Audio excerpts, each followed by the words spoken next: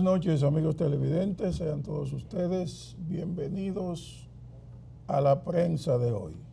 Nuestra cita semanal a través de Telediario Teleradio América, apoyando el fortalecimiento institucional de la República Dominicana, sobre todo ahora después que ha pasado las votaciones del pasado 19 de mayo y que hoy celebramos el Día de las Madres en nuestro país. Buenos días. Buenas noches. Buenas noches. Buenas noches.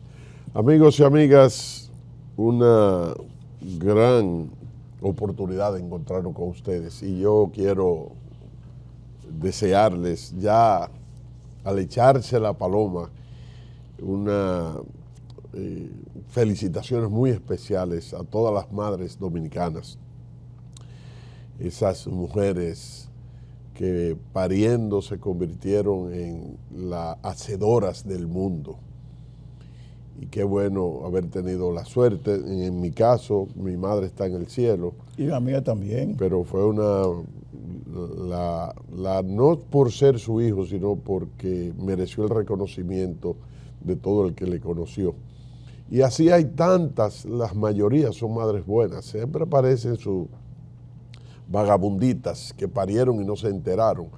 Pero felicitaciones sinceras a todas, incluyendo aquellas que se descuidan, porque son seres que Dios las trajo al mundo y al mundo a través de ellas para algo grande. Mi madre, doña Juana María Beaumont, está en el cielo desde hace 7 años y lo que yo soy ahora mismo, se lo debo a ella, básicamente. Me transmitió su sensibilidad, me transmitió su amor, me transmitió su vocación por la amistad, pero sobre todo el amor a la vida, el amor a los seres humanos y el amor a la iglesia. Bien. Entramos en materia. Bueno. ¿Te puedo felicitar por el triunfo del PRM? Por supuesto. Claro, por supuesto. No el 75% que tú decías. No, yo no dije nunca 75%. ¿Cuánto fue que tú dijiste? Que ganábamos en primera vuelta. No, pero tú dijiste que era 65%. Ganábamos en primera vuelta. Pero realmente la victoria del presidente Abinader se esperaba. Lo que no se esperaba era que iba a ser tan contundente los escaños, los puestos en la Cámara de Diputados, en el Congreso y en el Senado. Pero sí hay algo que vamos a comentar a propósito de esa mayoría casi absoluta en el Congreso Nacional. Ahora, la victoria de Luis Abinader se veía y tenía unos pilares que se pudieron establecer. ¿Y por qué ganó Luis Abinader? Bueno, ganó porque su carta de presentación fue de una contundencia extraordinaria en el manejo de la crisis. Entra Luis Abinader con el país cerrado, con una pandemia nunca antes vista en el mundo, y nosotros como país pequeño pagamos entonces unos precios más altos. Ese hecho y la recuperación económica y la recuperación de la vida ordinaria del país por iniciativas del presidente de la República le fueron acreditando puntuaciones que el pueblo fue considerando y lo reconoció el día de las elecciones. Igualmente, la actitud gubernamental, su gestión de la lucha contra la corrupción y la transparencia. Ese tema, igual como eje transversal en sus 4 años, fueron vitales para que una sociedad harta de ver cómo funcionarios y empresarios se enriquecían al ojo público y que todo el mundo veía y nadie hacía caso, y la impunidad fue convirtiéndose en una mancha que iba ganando terreno. El presidente Luis Abinader intervino y ese lo podemos considerar como el segundo pilar. Tercer pilar importante que el presidente, en medio de de la recuperación fue el tema del turismo. El turismo que llegó a traer millones de dólares que bien necesitábamos a través de la presencia de una cantidad cada vez más elevada de turistas que nos visitaban, y al mismo tiempo convirtió esto en un mecanismo para desarrollar polos turísticos o establecer polos turísticos como en el sur, recuperar el de Puerto Plata y seguir fortaleciéndose el del este. En tema de infraestructura, otro pilar importante, INAPA, obras públicas principalmente, que fueron poco a poco diseminando e invirtiendo con algún sentido de equidad. Y traigo a propósito, Melvin, el que en el gobierno de Luis Abinader se inició, voy a citar una sola obra, el sistema cloacal del municipio de Tenares, que desde su fundación nunca antes lo había tenido. Este tipo de intervenciones en lo territorial generó también igual un nivel de entusiasmo y reconocimiento. Y por último, considero que el hecho del presidente haber hecho esfuerzos importantes para el fortalecimiento institucional, entiéndase dejar que las altas cortes funcionaran con un criterio diferente, el no inmiscuirse en la Junta Central Electoral, entre otras cosas, y desarrollar desde el Ejecutivo una articulación vital, para mí fueron los aspectos más importantes que le merecieron el reconocimiento del país, además de que contribuyó con ello un partido fuerte. Merecido triunfo de Abinader es el título del artículo que yo escribí para el periódico Hoy el martes pasado y que se ha propagado por las redes sociales y en mi página web. Y usted me va a permitir transmitirlo al público. Un resumen. Dice: merecido triunfo de Abinader. Napoleón Bonaparte afirmaba que la victoria sigue al hombre grande. Y el pueblo dominicano ha elevado al presidente Luis Abinader al estatus de un líder destacado en la política nacional, al reelegirlo abrumadoramente para un segundo y único mandato consecutivo que él se ha comprometido a respetar conforme la Constitución, gobernando hasta el 2028. El concepto de triunfo entre los romanos era una solemnidad que incluía aplausos en la celebración de alguna victoria y también el premio con que honraban al vencedor. Era la victoria conseguida a expensas de derrotar a los enemigos en cualquier género de competencia, especialmente en el ámbito militar y político. El laurel que recién entregó el electorado a Abinader, concediéndole el 57.4% de los votos, una cifra que anticipé en uno de mis artículos recientes, reconoce la gestión de gobierno emprendida por el mandatario, su ética de trabajo transparente, la lucha contra la corrupción y la impunidad, así como su acercamiento constante a la población, incluyendo los más necesitados. Este triunfo arrollador no solo reconoce la gestión de gobierno que ya culmina, sino que también representa el mandato del pueblo para que, afianzado en la mayoría congresual alcanzada, se aboque a impulsar sin excusas las reformas económicas e institucionales que demanda la sociedad: reforma fiscal integral, código penal, blindaje del Ministerio Público Independiente, reforma de la seguridad social, entre otros temas.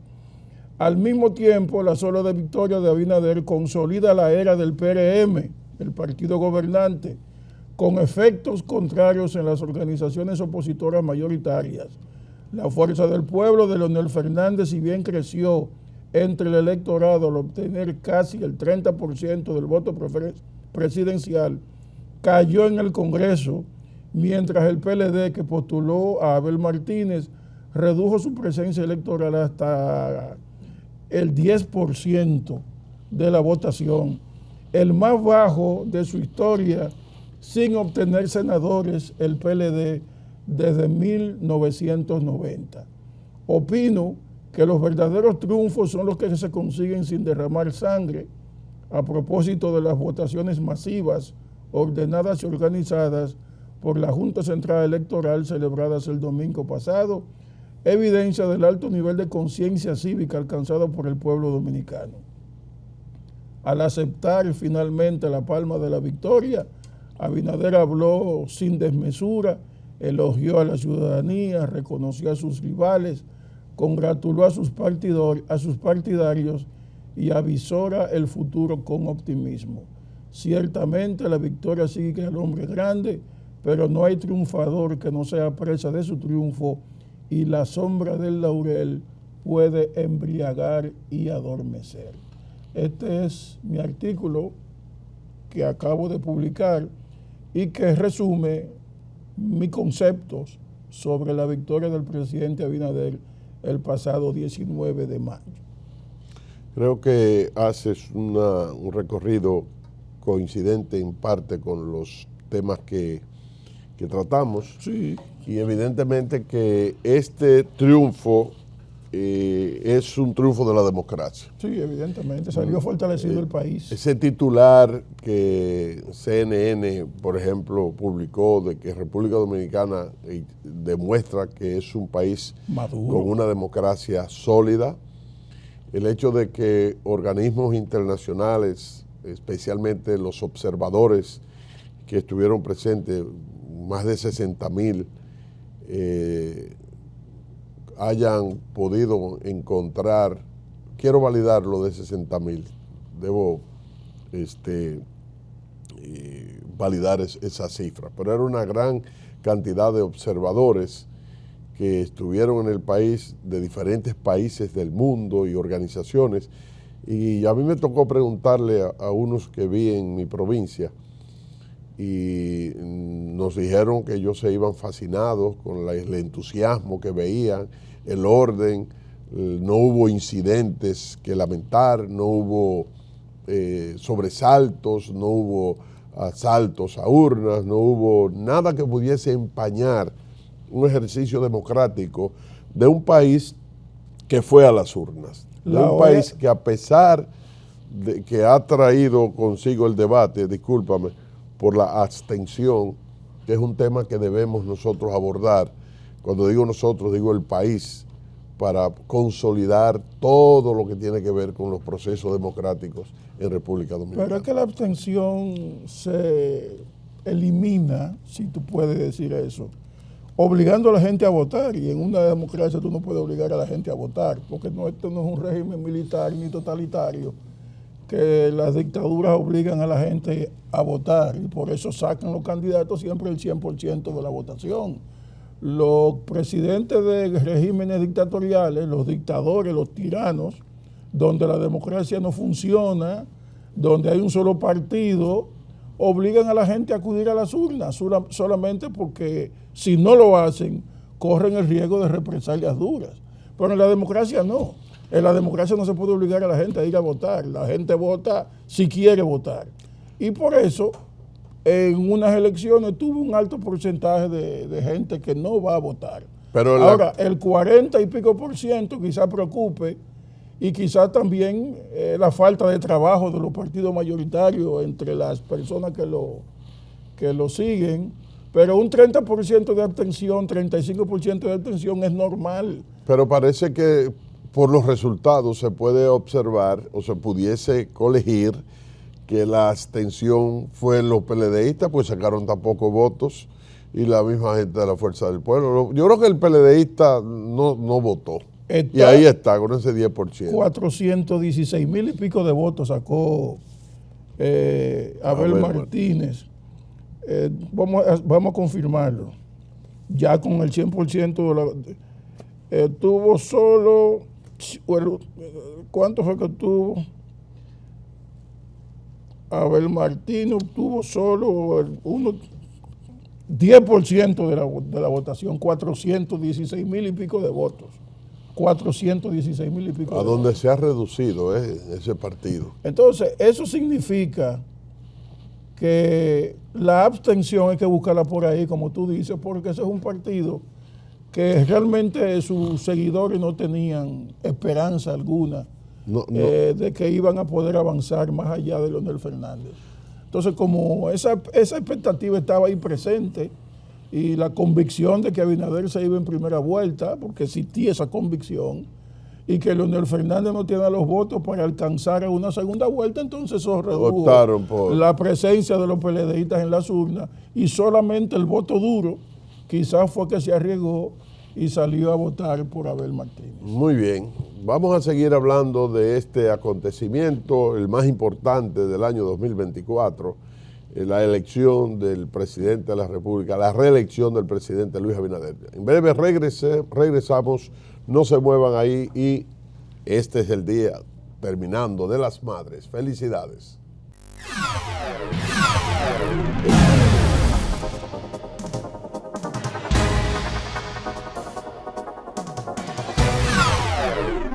Continuamos con la prensa de hoy. Hay que hablar de Leonel Fernández y su segundo lugar en estas elecciones, donde él sacó 1.257.794 votos para un confirmado 28.84% de la votación. Bueno, su hijo ganó la senaduría de la capital, un tema que abordaremos más adelante. Sacó un senador, Félix Bautista ganó en San Juan de la Maguana, y en La Romana, un bastión tradicional, confirmó la victoria de Leonel Fernández. Tiene 3 senadores, tiene unos cuantos diputados, y definitivamente Leonel Fernández se confirmó como la segunda fuerza electoral del país. Ahora tendremos o el PLD tendrá que acomodar el vaticinio o la declaración de Danilo Medina, que decía que el partido que quedase en tercer lugar se iba a extinguir. Y ahora el PLD, hay retos. El sistema de partido en la República Dominicana tiene retos importantes, retos y desafíos. Y quiero comenzar con el partido de gobierno. El partido de gobierno tiene un reto, un desafío, demostrar su madurez, demostrar si realmente somos un partido maduro. ¿Cómo? Manejando el derecho que tienen los PRMistas a postularse o a aspirar a la presidencia de la República. De hecho, en una acción que el presidente, que no es el presidente solamente del país, él se ha erigido como el líder del país y el líder del PRM. Y en ese ejercicio de su liderazgo, el jueves, el presidente convocó y se reunió con los presidenciables dentro del PRM. Y entonces se habla de Yayo Sanz, de David Collado, de Guido Gómez Mazara, de Carolina Mejía, entre otros.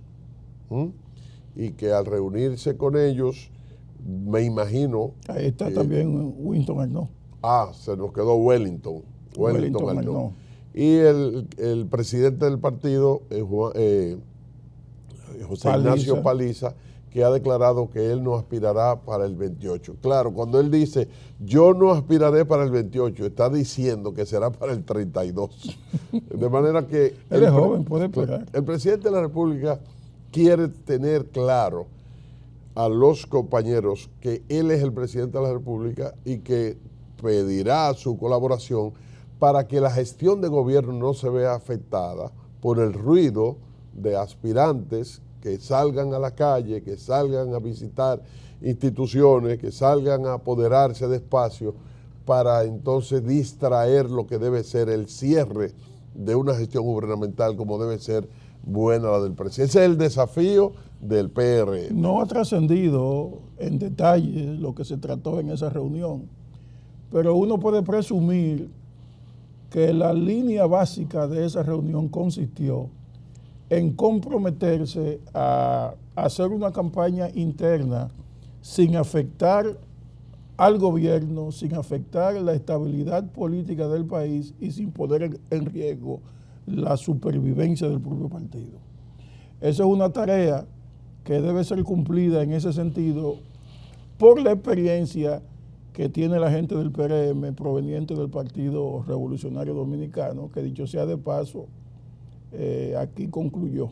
La era del PRD terminó absolutamente el 19 de mayo, sacando 18,000 votos apenas, y se puede decir que el entierro del PRD se produjo históricamente ya ese día. Ahora bien, los que aspiran dentro del Partido Revolucionario Moderno a sustituir al presidente Abinader deben tomar en consideración primero que aunque él no va de candidato, él tiene que ser el coordinador de ese proceso interno.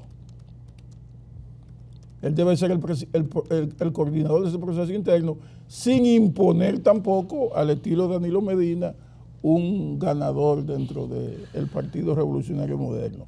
Para eso se requiere mucha prudencia, para eso se requiere de los competidores un compromiso que debe ser escrito, inclusive pienso yo, y una madurez política que yo presumo que la tienen.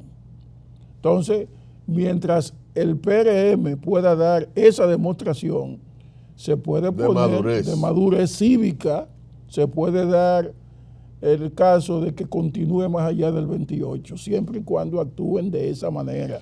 Y hay que destacar, no podemos saltar, Melvin, esa actitud responsable, extraña desde el punto de vista de la historia y la tradición, que los presidentes querían perpetuarse, pagaban a sus legisladores y a los extraños para modificar la Constitución y perpetuarse. Yo creo que lo que más habla de la calidad y del tamaño de estadista y de demócrata probado del presidente Abinader es que teniendo esta mayoría absoluta, que si él hubiese querido modificar la Constitución para un nuevo mandato lo haría, antes de asumir el nuevo mandato, antes le dice al país y le dice a su partido que él no será candidato. Y se empecina en que la gente lo crea, porque con los niveles de engaño y de gente que dice que no van muchísimas veces y después modifican y hacen, lo dudaban, pero el presidente ha sido claro y creo que hay que quitarse el sombrero ante ese ciudadano que ha demostrado que su interés de servir a la patria y dejar un legado como demócrata está por encima incluso de su juventud, de su gran desempeño, y le dice al país: yo no me voy a postular y voy a permitir el relevo, y ese relevo, eso le da calidad a él.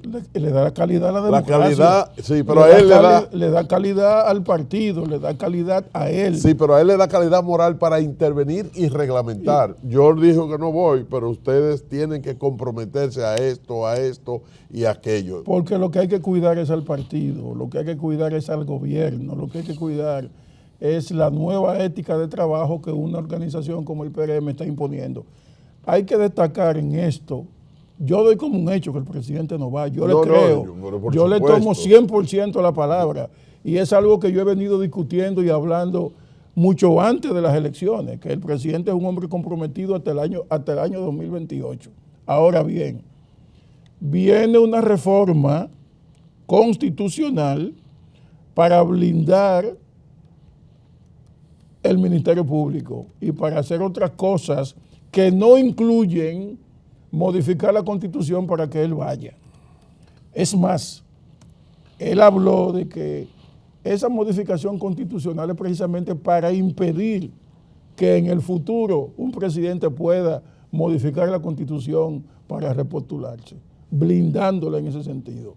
Entonces, eso es un aporte extraordinario. Y es histórico, así un aporte histórico, porque así como la Constitución de la República ha blindado el hecho de que ningún candidato puede tratar de modificar el sistema político de la República Dominicana, del mismo modo hay que blindarlo en ese sentido, en cuanto a que se impida que un presidente en ejercicio quiera modificar la Constitución para él seguir indefinidamente en el poder. Yo creo que el eslogan del presidente lo mejor está por venir, lo hemos comenzado a sentir. Sí, El hecho de comenzar a cambiar drásticamente la cultura de gobernantes en su interés de perpetuarse es lo mejor que le puede pasar al país. Porque esto genera un presidente que se va a concentrar estos 4 años no en diatribas políticas y trapisondas para modificar la Constitución con ese propósito, sino que va a dedicar todo su empeño, todo su esfuerzo a un cierre como gobernante que pueda dejar el legado de que encaminó en políticas públicas, en políticas sociales, el cerrar la brecha de tanta inequidad que heredamos y que todavía no hemos enfrentado con la resedumbre que debe hacerse. Creo entonces que lo mejor ya ha comenzado a llegar, ya las luces comienzan a esparcirse y a hacer que el horizonte de la República Dominicana sea más auspicioso. Pero en esa reunión del presidente Abinader junto con los aspirantes, está claro que él debió haberle dicho a estos aspirantes: el que aspire no puede tener funciones públicas. El que vaya a hacer campaña interna para ganarse la presidencia no puede tener cargo público por decreto. Eso beneficia a la alcaldesa del Distrito Nacional, porque ella no la pueden quitar por decreto. Ella tiene que cumplir su mandato, a menos que decida renunciar por su cuenta, algo que yo dudo. Pero el resto de los funcionarios que ocupan cargos públicos, tú verás más adelante que no van a ser nombrados en sus posiciones. El presidente de la República necesita en sus ministros, en sus directores generales, gente consagrada, concentrada y enfocado a las atribuciones respectivas de sus carteras, de su ministerio. Él no puede poner en obras públicas, si fuese un ejemplo, no puede tener en obras públicas una gente al servicio de la candidatura de Yayo San. No, yo te lo digo al revés, Yayo San no puede ser candidato siendo director de aduana. Así es. Lo mismo que el ministro de turismo.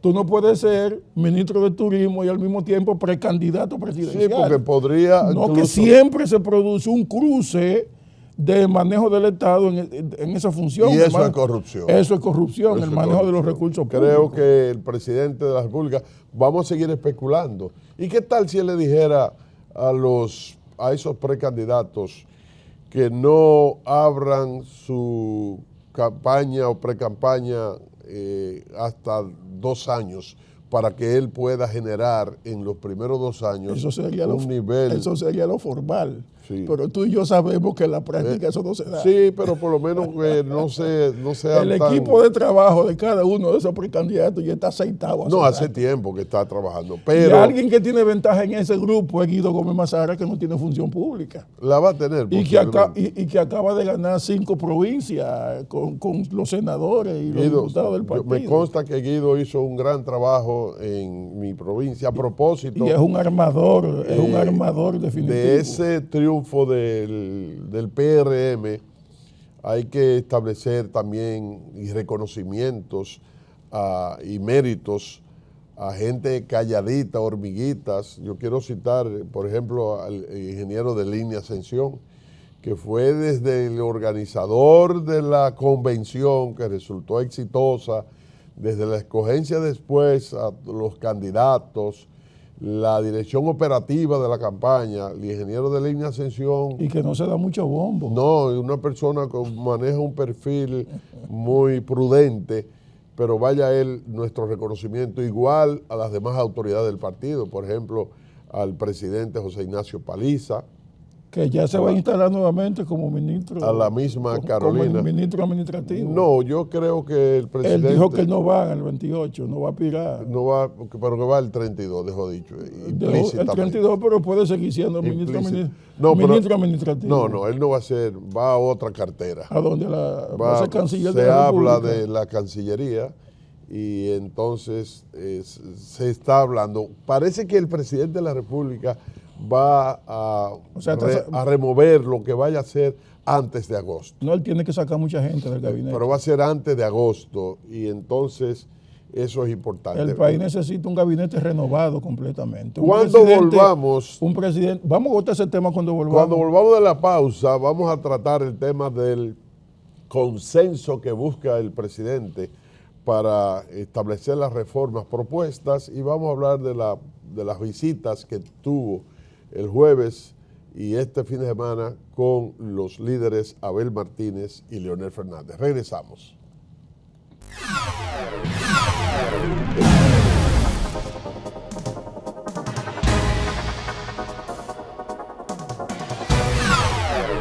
Continuamos con nuestro programa La Prensa de hoy, en este día-noche, despidiendo la jornada en la que hemos celebrado el Día de las Madres.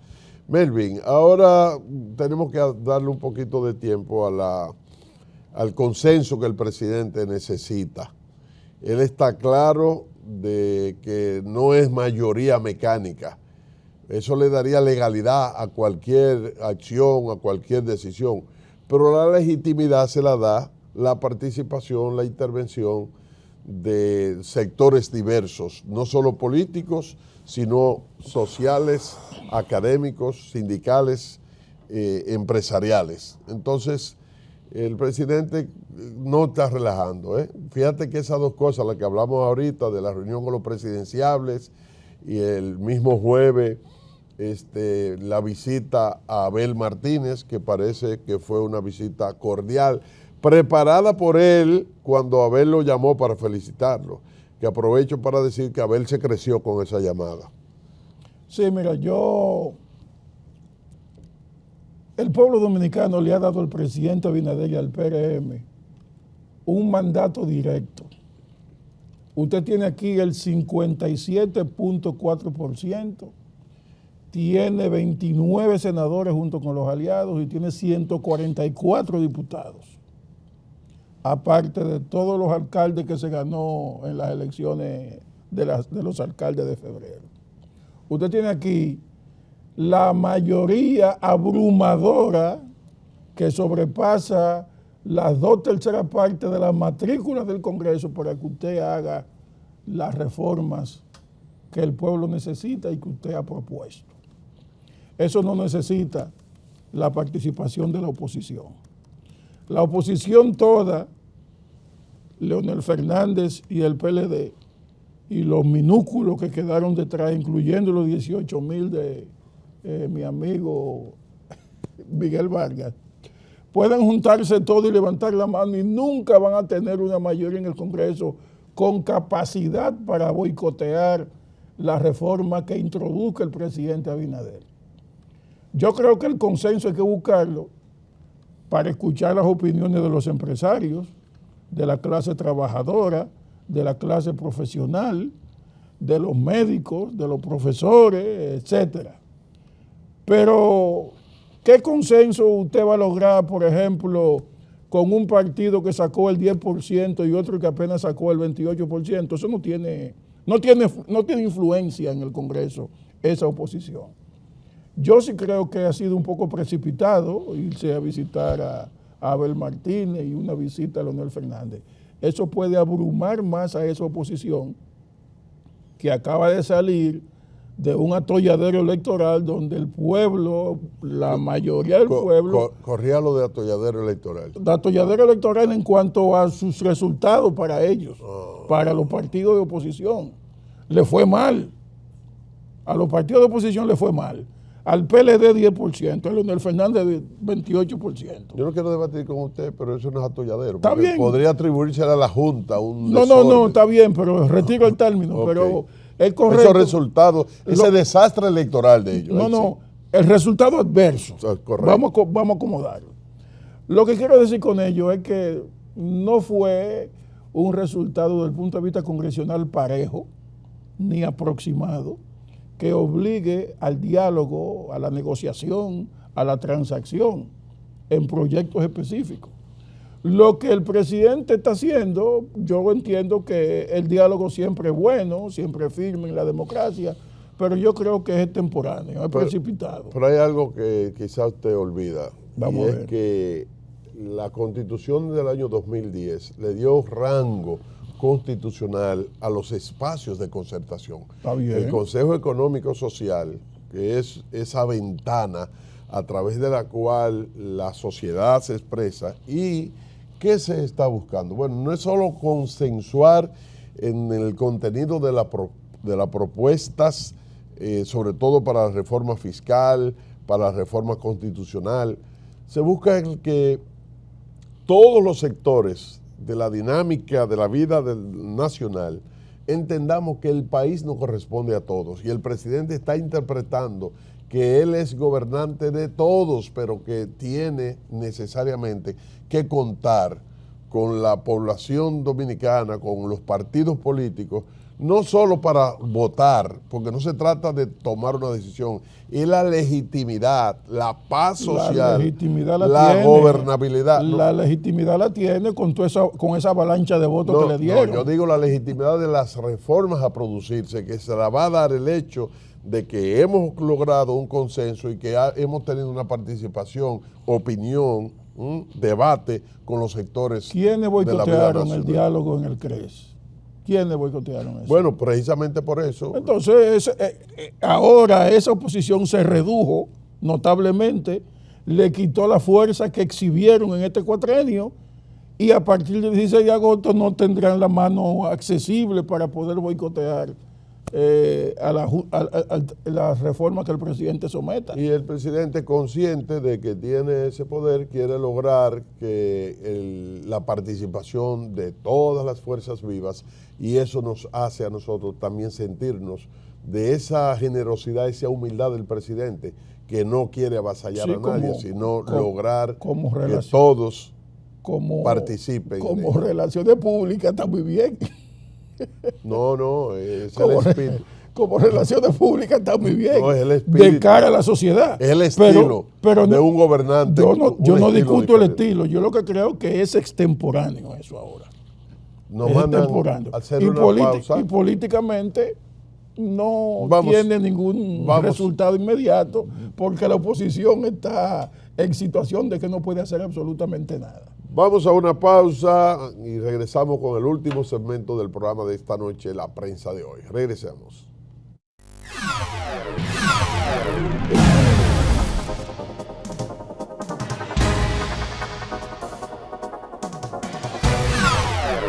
La Prensa de Hoy, Melvin Matthews y Elido Pérez, Teleradio América, YouTube, Twitter, Instagram, todas las redes sociales usted la puede buscar y mantenerse atento. Hay una buena noticia. El presidente, yo creo que el Papa lo va a recibir. El Papa lo va a bendecir. Lo va a recibir. Primero en grupo. Él lo recibió. Primero como familia. Va con su esposa, y va con sus hijas, muy bien. Pero hay otra noticia buena. Parece que estos 4 años van a ser diferentes. Ojalá. Al presidente. Ojalá. Porque uno de los temas que más afectaron económicamente, la tranquilidad, la paz, el sosiego del gobierno, es la situación de Haití. Y veo que Kenia, oye, están de verdad. El presidente de Kenia dijo que van a aplastar las pandillas. El presidente Biden recibió y le dio una categoría de aliado estratégico de los Estados Unidos al presidente Rato de allá de Kenia, que lo recibió con todos los honores en la Casa Blanca el pasado jueves y le hizo un homenaje y una serie de cosas y le pidió al Congreso que lo declarasen amigo estratégico de los Estados Unidos fuera de la OTAN.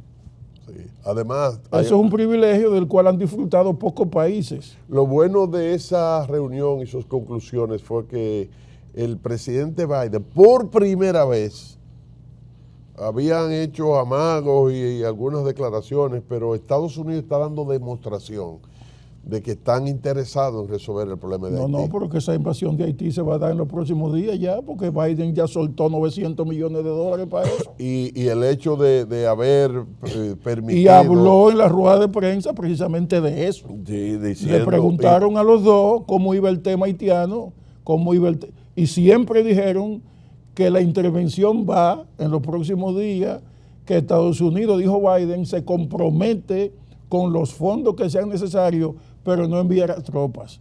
O sea que eso está a cargo de...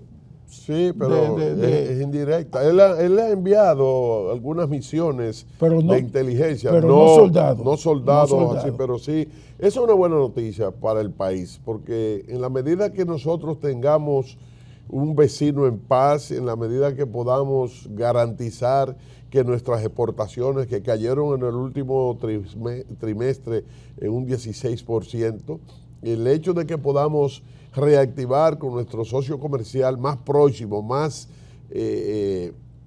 importante, pudiésemos decir entonces que esto contribuiría a que renglones importantes de la economía nacional, como la agropecuaria, la construcción, la agricultura, ya lo dije, pueda generar una estabilidad para esos renglones de la economía nacional de manera sustancial. Ese socio estratégico que está en crisis, que está a punto de ser invadido, tiene una comisión presidencial que ya está preparando el proceso electoral en Haití, comisión presidencial que felicitó al presidente Abinader por el triunfo, una comisión presidencial que está dispuesta a aceptar la intervención militar y a cooperar con ella.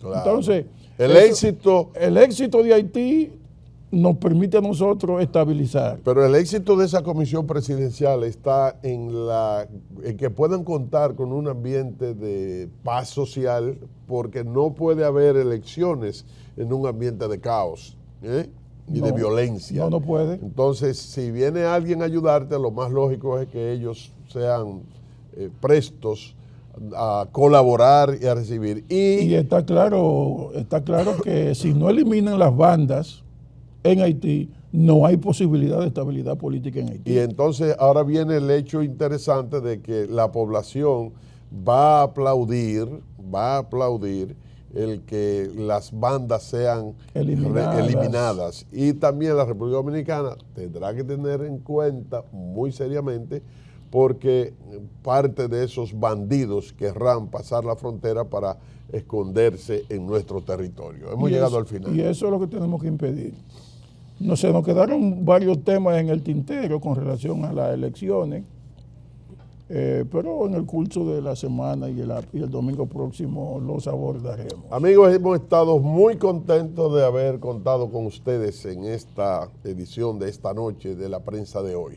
Melvin Matthews, Elido Pérez, les invitamos para que el próximo domingo nos encontremos por este mismo medio a esta misma hora. Felicidades a las madres y buenas noches.